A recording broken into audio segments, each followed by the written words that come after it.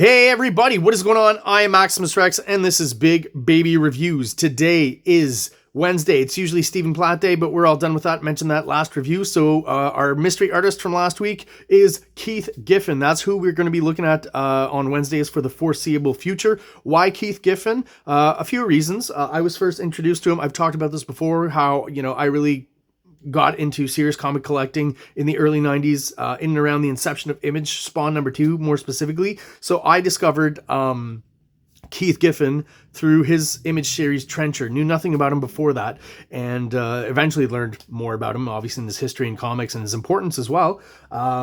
And really, was blown away even at that young age by the art in Trencher, which is not for everybody, but I really loved it. I thought it was amazing, very original, very different. And that's what's great about Keith Giffen, is all these kind of different styles and aesthetics that he's applied and changed over the years throughout his career. And that's why I think he's an interesting artist to look at, as he kind of started, like I said, 5 or 6 decades of work, started in the 70s, early 70s, I think.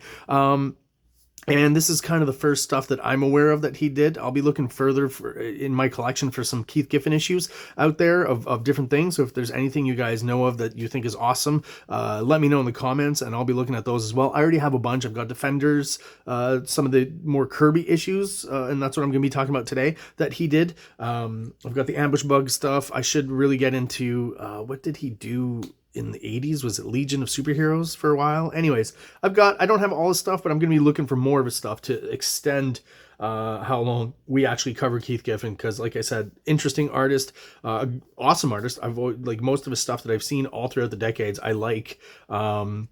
And a guy who's kind of, like I said, who changes his style, changes aesthetics, sometimes to the detriment of other artists, where he's copying other artists a little bit too much maybe, but still he's really adept at it, where, others might make it look amateurish. He's really good at picking out the tropes of different artists and kind of incorporating them into his work.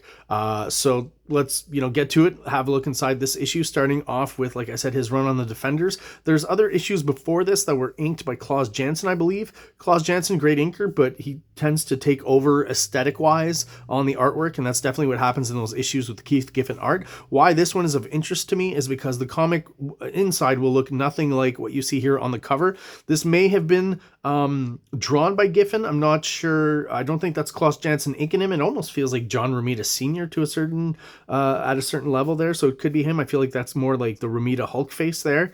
So I'm not exactly sure who inked this. I'm not 100% sure Keith Giffen drew it, but I think he did. Maybe more reminiscent of the style that we've been seeing on this title up to this issue. And going into it, you will see, you guys knowing I'm a Kirby aficionado and I love Kirby, you'll see the reason why I pulled this issue out, and the next few of the Defenders, which are kind of similar in, again, look and aesthetic. So kind of a blast from the past in the 70s. Don't do a lot of these. So did not mention, this is issue number 48, cover dated June 1977. All right, so there you are. Let's crack her open, have a look inside. As I said, the Kirby connection, if you're familiar with Jack Kirby, right away when you look at this first splash page, it should be pretty obvious, again, why these comics interested me, and why I went out and, seek them out, and why I'm presenting them here. Even the look, right, and the lettering and stuff is still very Kirby. I know there was kind of an edict at Marvel after Kirby left to kind of try to draw it a little bit like Kirby, or throw the Kirby dynamics into it. And I guess Keith Giffen really took that to heart. Let's not forget, at this point, he's a very young artist, and he's already very, very accomplished with composition and storytelling and stuff, as you'll see in this issue. But aesthetic-wise, yeah, he's just pulling pretty much everything from Kirby, which, again, I don't hate because he's doing it really well. I always have a certain affinity for Kirby clones who are doing it right and doing it well. So there's Keith Giffen's a good example. Tom Scioli, if you can think, Bruce Timm occasionally when he does it, but there's still a lot of Bruce Timm in it, so that's kind of why it's cool. Anyways, Kirby squiggle all over this guy's figure. Kirby tech in the back, but again, already kind of a variation of Kirby tech, and Keith Giffen doing his own thing to a certain extent. And this comic has a great 70s feel, all throughout. I love that. The slightly yellowed paper. It does smell a little bit like Attic, right?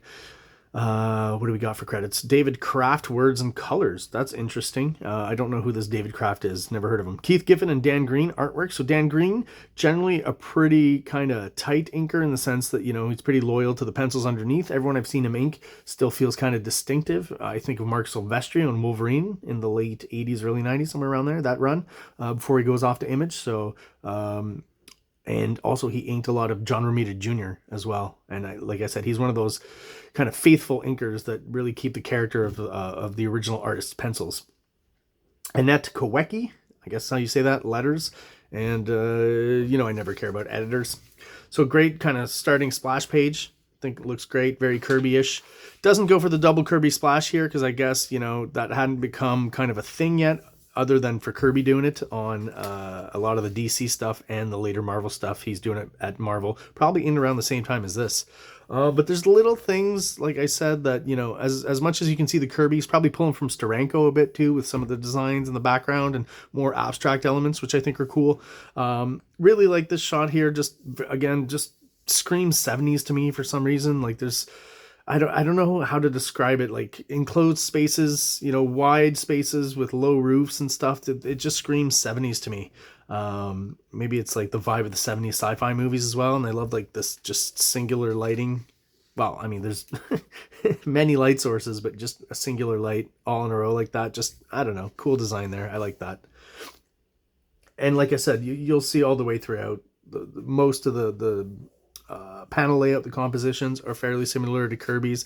Kirby rarely used this wide kind of cinematic format, and Keith Giffen's doing it here, so I do enjoy that. Maybe that's what lends even more of a cinematic feel to the page and this particular panel.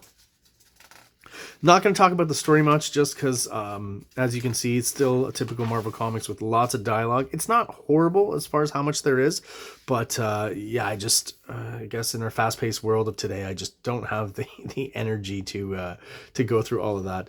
And again, mostly focused on the art and what Keith Giffen is doing here. So we get a great down shot of our characters here, bird's eye view.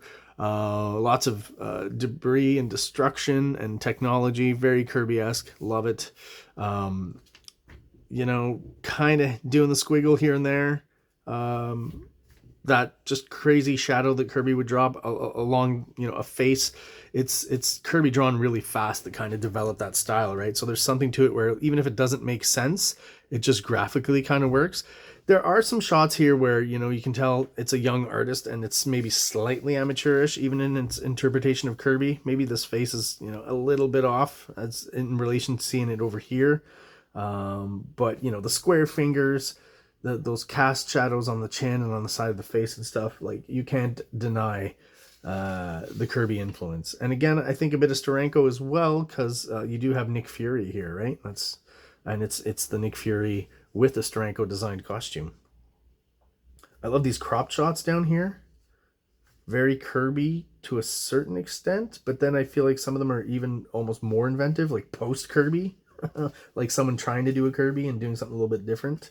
I don't know how else to describe that, but yeah, I like these tight croppings. It's kind of sometimes stuff that, you know, you wouldn't suggest comic book artists do, and crop that close up and cut at those certain weird points, but it kind of looks cool and works, and it's off-kilter, gives Kirby that off-kilter kind of vibe that he does have, right? Slightly surrealist. Again, he's thrown that shadow coming down the sides of the face here. You got the double lighting here, the singular lighting, so, but it's the same kind of Kirby splotch coming down the side of the face there. Very typical of him. Draws ladies nothing like Kirby, I will say that. Most of the ladies in here do not, to me, look like typical Kirby drawn women, except for maybe a squiggle here and there. The eyes are also quite different, I would say, at least in this close-up shot here. I don't know that Kirby ever did them this wide. Sometimes Kirby would do that thing where the eye is connected directly to the eyebrow, which looks a little odd. Again, that off-kilter kind of style that he does. But Giffen doing it here almost feels like a little bit like he's seen manga or something, or like, what's that show? Battle of the Planets, or maybe, I don't know what it is in English. Some Mazinger. If you know the name of those Japanese robots. I know it in French. The one we had here that was translated in French when I was a kid was called Goldorak. They're spaceships and then they turn into robots. And what's fun about this issue, I did kind of leaf through it, obviously before the review, is you get kind of a slow build to just a great image, right? And this is a good example of how to do that, right? He's still varying the page layouts all the way throughout. Lots of story to get through. You know, the variety of angles he's choosing. His establishing shot here, I think, is great. The crop is great. Definitely not an image style establishing shot. Got a lot of detail here. Definitely, I think, a Kirby angle for sure. And yeah, just I like the proportions of the characters, the way he draws them. You know, every time this is definitely a Kirby thing, and as far as the foreshortening goes, right? This close up here, definitely taken probably from Orion or something. One eye bigger than the other. That's a Kirby thing as well. The shadows back here, you know, just kind of abstract, and you know, this square, you know, unit or furniture in the background, there's no way it would cast this kind of shadow, but they go for it anyways, right? And that's another thing that kind of appeals to me in that surreal aspect and really pushes that 70s vibe that I so enjoy. I wonder if there's a reason why the bottom of his face is colored that way. Like, is it supposed to be part of his costume, but Giffen's just not drawn the kind of the outline in ink or something? It's, you know, I'm starting to notice. At first I thought it was just miscolored, but yeah, it seems to be a thing. Unfortunately, the way comics were colored back then, to me, it doesn't really work. It almost looks like he was, I don't know, sniffing a cow's ass or something. There's a bunch of shit feckle around his mouth where he's eating some ice cream or something. I don't know. It's a weird effect. This is a very small panel, but I love it. I wish it was colored a bit lighter so we could see, like, it's monochromatic, which is fine, but I feel like the blue is a little dark as opposed to the black ink, so you don't really, maybe on the camera you can't make out as much of the details you can here, but just a nice little panel with these squiggly shadows. Love it. And then boom, they hit you with the double page splash, which obviously, you know, because of the build-up, the slow build-up with the smaller panels all throughout the first few pages, when you get here, it really opens up. And this is maybe more of a Steranko thing than a Kirby thing, to be honest. I feel like maybe that's more where he's going. There's definitely a mix of both here. And we know that Steranko type double page spread that I'm referencing in his Nick Fury run, definitely he started off drawing over Kirby layouts, and Steranko took a lot of inspiration from Kirby for sure, and then pushed it forward. So I feel like Giffen is doing a little bit of that here in that sense, and now he's mixing Kirby and Steranko together to create just this awesome canvas shot here. Very cool. It's got the Kirby crackle for the characters in the containment units, whatever these are here, right? And just everything screams Kirby, Steranko, the kind of ultimate symmetry, even though both sides don't match exactly, right? Symmetric composition for sure. Looks awesome. And again, the Kirby kind of proportions and musculature, squiggles. Even here, this is like, I just noticed, but he's using like square shapes for shadows, and then all of a sudden those shadows become squiggly lines into the next element. Kind of nuts, kind of crazy, kind of ballsy too. Very experimental, all the while using aesthetic that's already been established by those two giants, right? Kirby and Steranko. Always amazed at how many ads in these late 70s comics. Holy jeez. Would have annoyed the hell out of me as a kid. Already annoyed me. And, you know, when Image started doing the ads at the end of the issue, man, did I think that was a great idea. So we got Moon Knight in the Defenders here, or at least in the comic. Don't know if he's officially part of the Defenders. Kind of swooping in.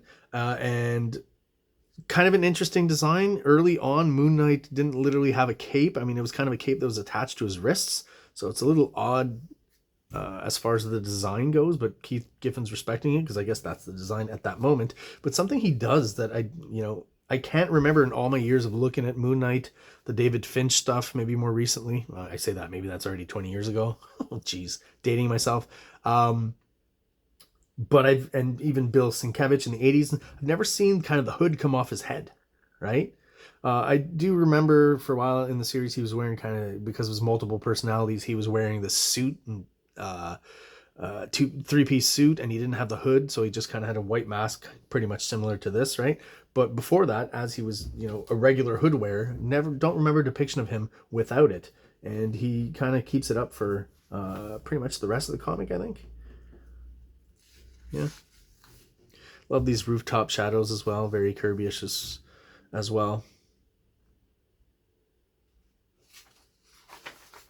More ads, my friends. And I mean, again, Nick Fury, just kind of a composite of Steranko's and Kirby's Nick Fury. Do love that design, though, by Steranko. Definitely will admit that that is the definitive Nick Fury design that Keith Giffen is proving me right by using here. It stood up until at least the mid-90s, I think. And because I got into comics at the time when I was also collecting the Marvel superhero cards, you know, I'll always remember that card shot of Nick Fury, and that's kind of in my head how Nick Fury is burned into my memory.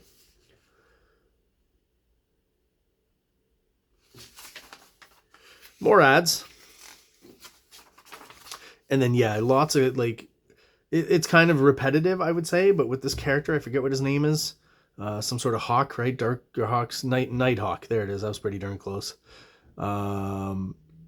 And I like how he gets right into it with this. This is kind of a cool storytelling thing where it's like transition, Manhattan to High Point, New Jersey. Kyle Richmond to Nighthawk. So he's driving his car, and at some point he changed to Nighthawk and flew over to High Point, New Jersey. Kind of funny to think that heroes are flying around New Jersey. You know, from New York, I guess, right? I guess they're more local heroes. The Defenders always were kind of B and C list kind of team, I think, as far as their importance overall, and that usually is defined by sales, right? So if they sold a lot, they'd be as big as the Avengers in High Point, New Jersey. So the repetition of kind of the same type of foreshortening, it's the same face. Where is it? Sorry, here, and here. Pretty much the same face 3 times, which I think is hilarious. And it's the same angle of foreshortening, but he does change it up where you got the 2 fists over here. You got just the close-up face and a bit of his thigh here, like almost like proto Liefeld in a way in the foreshortening and the way it's done. But then, yeah, when we get to this one, clearly taken a lot from Jack Kirby there. And I don't know how effective the bottom part of the body is. A little off kilter, but again, that's what makes the charm of Kirby stuff. So that's kind of why I enjoy this as well, even though it's not the king himself, but, you know, someone trying to mimic his style. And then, like I said, there'll be panels occasionally, something like this. I never saw Jack Kirby do anything like this. I don't know if this is more like a John Buscema thing or Steve Ditko possibly, or you know, I this is definitely a style that's reminiscent of the 60s and 70s and kind of psychedelia. I just don't feel like Kirby ever really used that kind of aesthetic anywhere. And speaking of Kirby aesthetic, got Kirby Crackle all over this page here. And that's going to do it, I guess, for today's review of The Defenders issue number 48 by Keith Giffen, as far as the pencils go.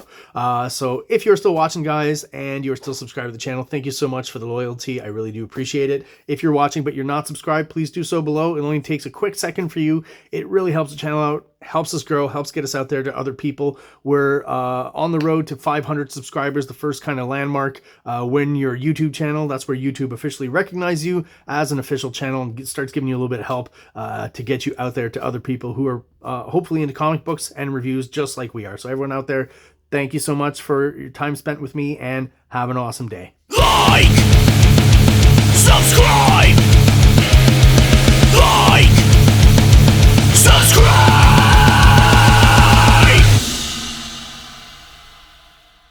King Comics presents Big Baby, Volume 1, Issues 1 to 13, 204 pages of story and art. King Comics also presents Star Crasher one-shot, 32 pages, cosmic sci-fi surrealist adventure. You can find these fine comics at KingComics.CA, at MaximusRex13 on Instagram, or on Facebook, MaxRex or Big Baby.